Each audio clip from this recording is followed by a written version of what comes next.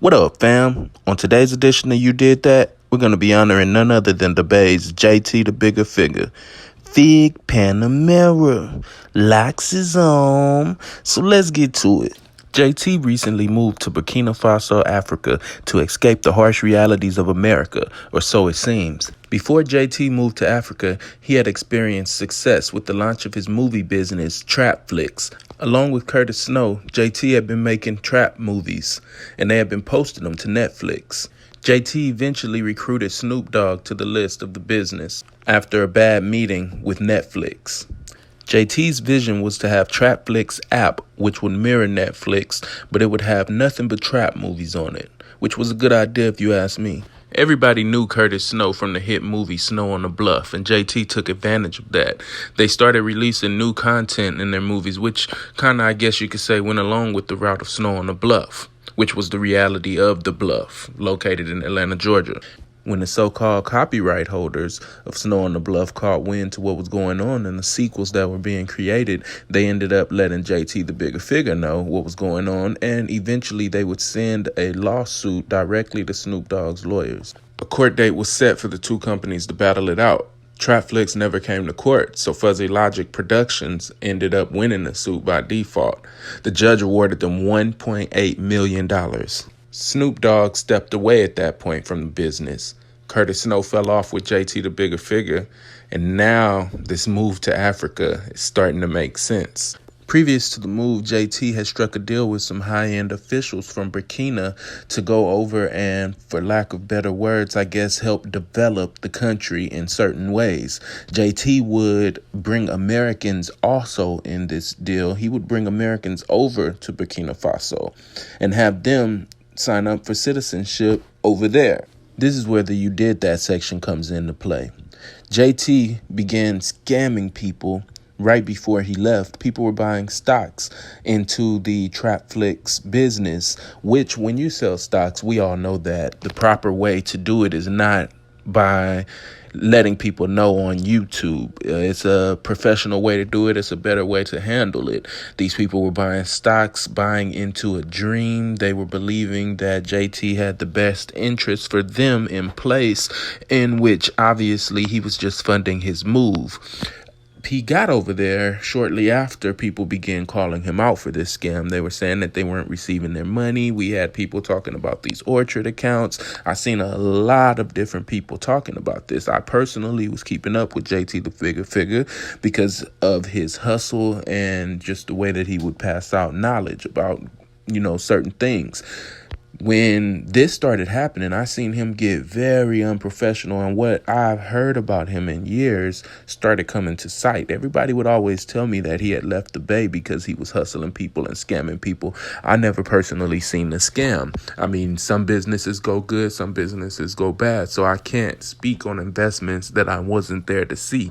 But to my knowledge, what I'm seeing now is very unprofessional. I don't care where you go in the world. Good business is good business, and what you're doing right now, JT The Bigga Figga, you are lying to your fans. You're disrespecting the people that trusted you and that counted on you. Every day I see you contradicting yourself. You say something one day and then you do another thing the next day. You've been telling people, I've seen him block people for telling him to be safe. Who blocks somebody for telling you to be safe? You are a narcissist, man. Nobody can get you to believe anything that you don't want to believe, and that's fine. We respect that. But the thing is, when somebody's telling you something from common sense, you should not act in the way that you're acting. You're very crazy. And we know that because his YouTube page got shut down. YouTube pages get shut down for multiple reasons. But this guy was making threats to a lot of people on his page. He was acting like he was Scarface, like he could just call a play or something like that, which I never believed from the beginning of this. But the thing about it is that we do have people who believe it, and those people were the ones who bought into this dream that he sold them. I've recently seen him say that He doesn't care now if people come to Africa. The reason he's saying he doesn't care is because we, the people, have started catching on to his scam. We see that you're over there to bring people over. And the reason that I know you still care is because I also seen the next day he made another live saying that he's going to surprise people and pay for tickets. You'll probably only have a few hours to make it to the airport, and it's going to be a one-way ticket. I mean, it sounds like a pimp to me. You sound like you're about to try to bring people out. So I guess we're going to have to catch a pimp down bad from this side, right? Because this is what's going on here. You're trying to bring people to a foreign place with no way to get back because, you know, they didn't have the money to get there. So how are they going to have the money to get where? Get back. So they'll be stuck out there with you. Now, let's catch up. Today I seen him saying that he's looking for entertainers and managers and artists. Now, this is where it gets very tricky. We all know that when you got that mixtape, you're willing to do anything to get it out. You're chasing this dream and you're a believer of the dream. So if he can get you to believe your dream will come true, then you will probably end up going. So his next focus is going to be to focus on the entertainers. Next thing you know, he'll be saying he needs an American rapper out there. This guy is getting very slick. And I've also seen him say that the people of Africa don't believe the American people who are saying that he's a scammer. If they don't see it, then they're not going to believe it.